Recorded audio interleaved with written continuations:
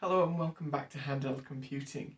Today I thought I would share my thoughts on why a 2009 netbook failed to replace my 2001 HP Jornada 720. It was 2009, the Apple IIIGS was the most popular mobile phone. Android was starting to make waves with the Motorola Droid and its slide-out keyboard, and Microsoft, well, they were still pushing Windows Mobile 6. After much deliberation, I saved up £600 and ordered this, the UMID Mbook M1. I had to order it from Australia as nobody in the UK was stocking it, but I felt for sure that this was going to replace my Jornada 720, which at the time I thought was perhaps a little old. Let's take a little look at why I wanted it. A little smaller than the 720, but packing hardware more commonly seen in a larger netbook, the Mbook was ready to be my go-to device. It would easily fit in a pocket or bag, so that was that. Rather than a cut-down version of Windows, I was going to get the full Windows XP experience. Rather than using Pocket Office, I could use Microsoft Office, or I could use OpenOffice, whichever one I wanted to choose. Although SoftMaker Office on the Jornada 720 is actually very good, but that's a different video. The high-resolution screen was going to give much better media playback and more real estate for documents. So although the screen is physically slightly smaller, it was going to have a higher pixel density and therefore give a crisper image, and obviously much higher refresh rate than the Jornada, so we wouldn't get the drag effect that you get when watching films on there. And of course, and perhaps more importantly, we were going to get the full internet experience with JavaScript, SSL encoding, Flash, rest in peace, rather than having to struggle along with Pocket Internet Explorer. In addition, the inbuilt Wi-Fi meant that I wouldn't need to carry around another Wi-Fi card. The Mbook only has half a gig of RAM, which isn't very big even by 2009 standards. However, Windows XP is fairly efficient, so half a gig is enough as long as you're not doing too much multitasking. And since I was used to using the P1610, with only a 1.2 single core, a 1.6 with hyper-threading Atom should be much faster. Add to that an SSD and we should get fast boot times, fast return from hibernation, and much faster loading of programs. So what's not to like? Of course all these things are true, and the Mbook is an excellent device. I will do a full review at some point. But after 6 months of use, I went back to the J720. And here's why. With a boot time of about 30 seconds and a return from hibernation in about 3, it was hardly slow to start up. But the Jornada is near instantaneous, so looking something up is really fast. Using the Mbook as a PDA, of course you would want access to Palm Desktop or Outlook or whatever your preferred PIM software is as fast as possible. Hiya, alright mate. Oh, how you doing? Day. Are you free next Friday? Oh, let me check. Whoa, what's that? This? Oh, it's my Mbook. Well, what can it do? It can do everything. Everything you can imagine. It's a full computer. Hang on, just waiting for it to load.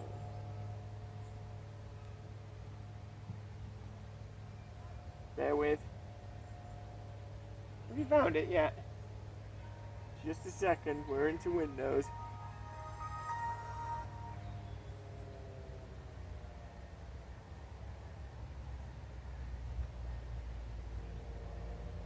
Alright. Wait, I'll just load Outlook.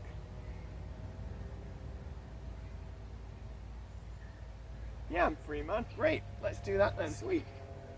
I'll see you then. See you then, buddy.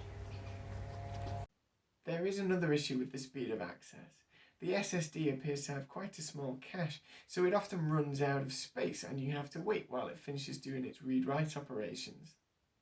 The SSD isn't easily replaceable either since it's soldered to the board, so an upgrade on that is complicated at best.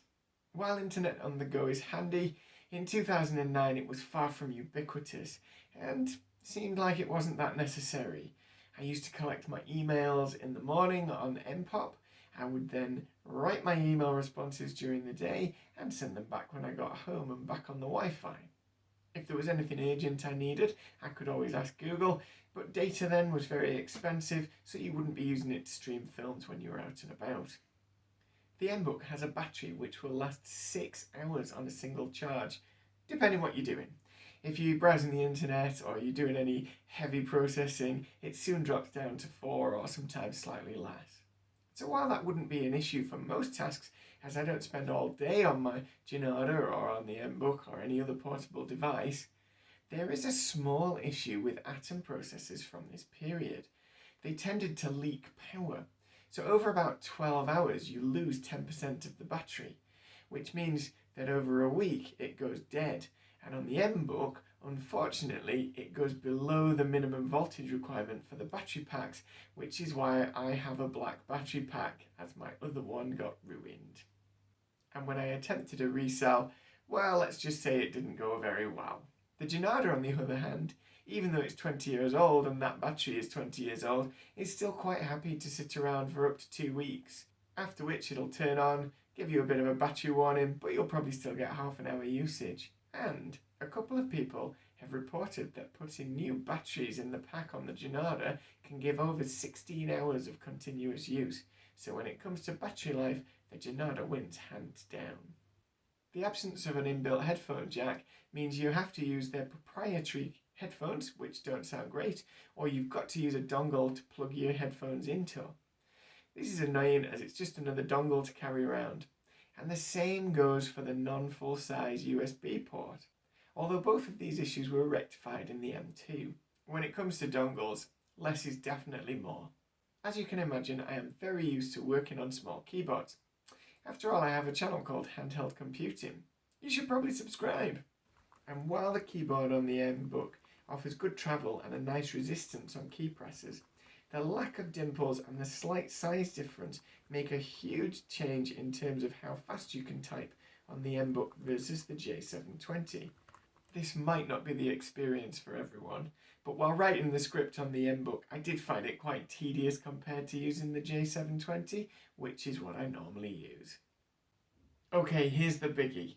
The screen is bright and it looks really nice, but the pixel density is just too high for prolonged use. Just have a look at this spreadsheet. I mean, it'd drive you bonkers trying to do anything on here.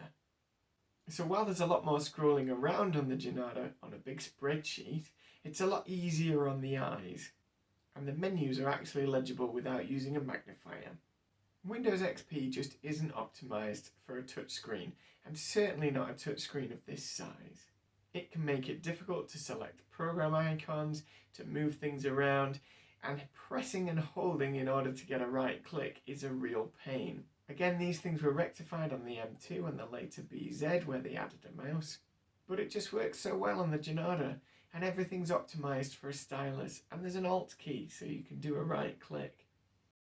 So there we have it. In my opinion, as a PDA and a portable, the 720 is a much better device.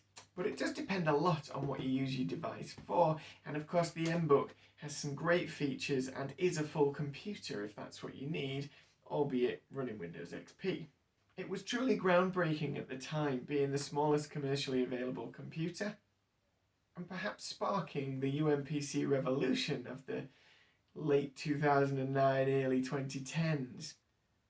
Perhaps you had one of these, or a Samsung Q1, or a Viliv N5, or one of the other millions of UMPCs that were made around that period. If you do, and particularly if you still use it, pop a comment below. I'd love to know what you're using them for. This, of course, is just my opinion, so perhaps you disagree with me. Perhaps you think that the J720 is completely obsolete and I should have been using my Mbook all this time. Why don't you let me know what you think? On a different note, the 20th of October marks the 1-year anniversary of handheld computing. I wasn't sure it would last this long, and I've been truly impressed by the engagement and the generosity of the viewers. So to mark the occasion, I'm going to do a giveaway. So this is an RZ1710 by HP, a neat little pocket PC.